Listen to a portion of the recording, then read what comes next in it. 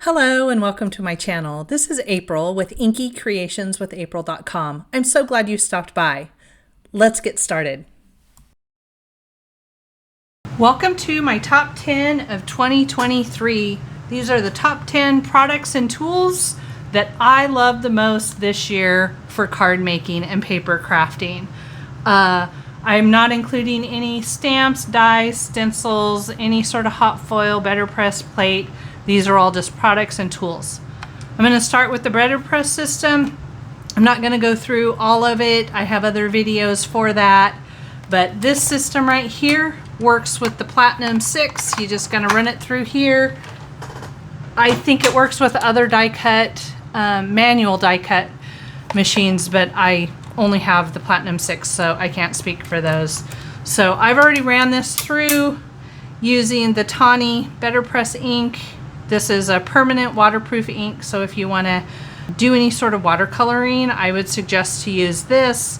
Otherwise, you can use other dye ink pads. It works well, really well too.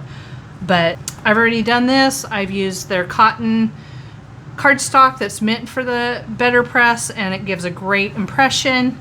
And here are the plates that I used. And I love this system. I think it's so quick and it looks so elegant and so beautiful. And honestly, I've never even messed up a card doing this. It's always turned out perfect every time. So next I want to share the magnet cards from Stampin' Storage. These are my absolute favorite. I love everything about these. I love that they're on a backer board. They're nice and thick. They don't bend. Your dies don't pop off. Anything like that. It has pretty strong magnets, so it holds everything right where you want it. They just pop right on there and fit right down into your stamp pocket. Love the magnet cards. Next I have the grip mats from Waffle Flower. And I pull this off. I always keep a protective coat, the protective plastic on there to keep the dust off. And I have it on the top and the bottom. I recently put the grid on the back of this. I don't have it all the way around, so it still allows me to stick it and it won't move. I also use the one in my Misty, and it holds cardstock in there. I don't have to use my magnet hardly ever, and then I just kind of pick it up and peel it off. So I have the one in the Misty, I have this one, and I'm just going to show you real quick. It works so great for stenciling. You can just put your cardstock down and your magnet just sticks right to it. And if you see, nothing's moving, and I can just grab some ink here and a brush, ink it up, and stencil away. And my stencil doesn't move, my cardstock doesn't move, my Waffle Flower grip mat doesn't move, and I love it. I use it every time I craft. Highly suggest it. They have several different sizes. I just have this larger size. I think this is 8 by 8 or something, and then the Misty size ones.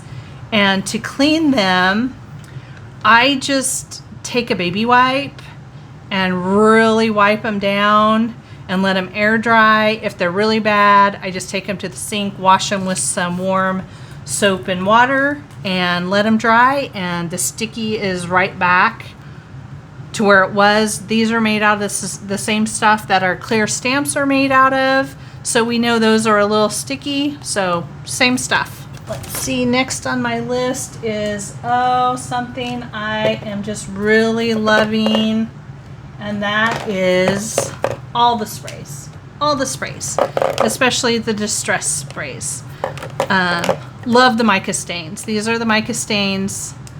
They have mica on the bottom, so you need to shake them till they're well mixed. And the oxide also separates and you need to shake them. I suggest to shake them like this, so you don't, shaking them like this, you can send some of the mica up into the nozzle. We want to keep those nozzles from getting clogged. I always just wipe my nozzle after I've sprayed them, but I have really been enjoying making backgrounds this year with my sprays, especially my spray stains and my mica stains. Love them.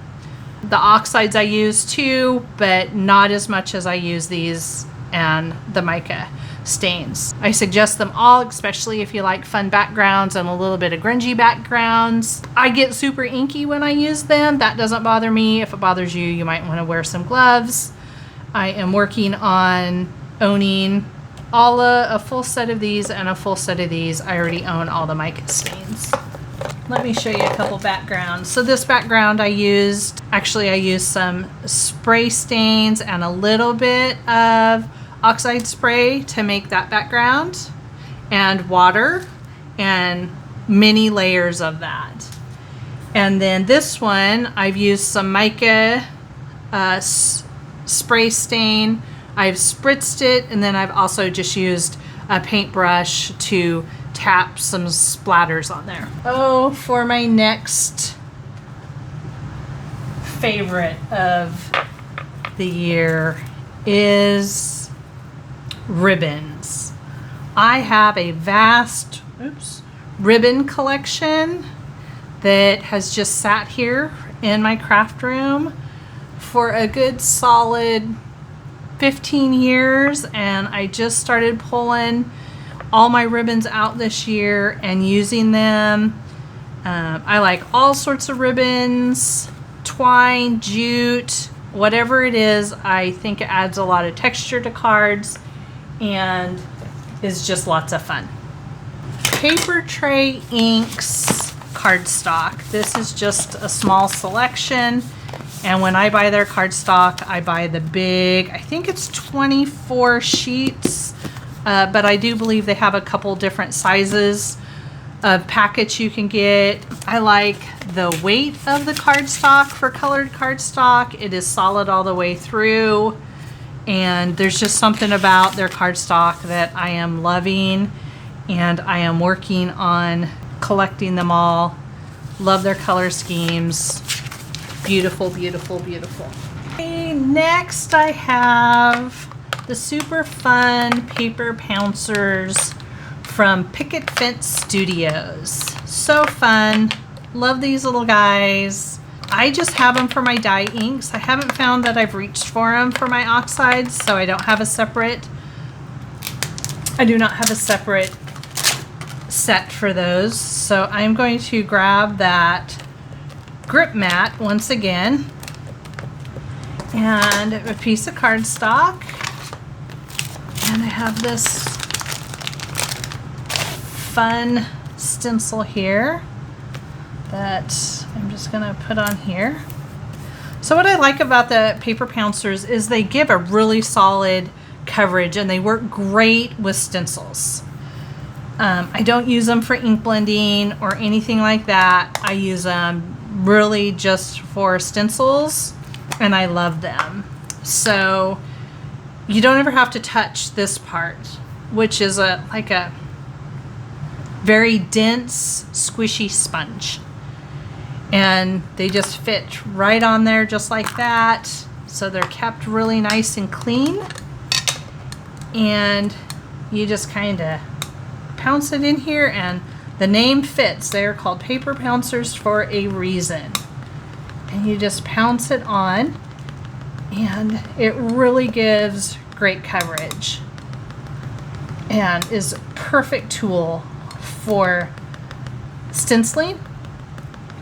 And I believe Picket Fence just came out with smaller ones, which I'm gonna have to look into that because those would be great to have as well. But these cover quite a bit of space, quite a bit of area, fairly quickly.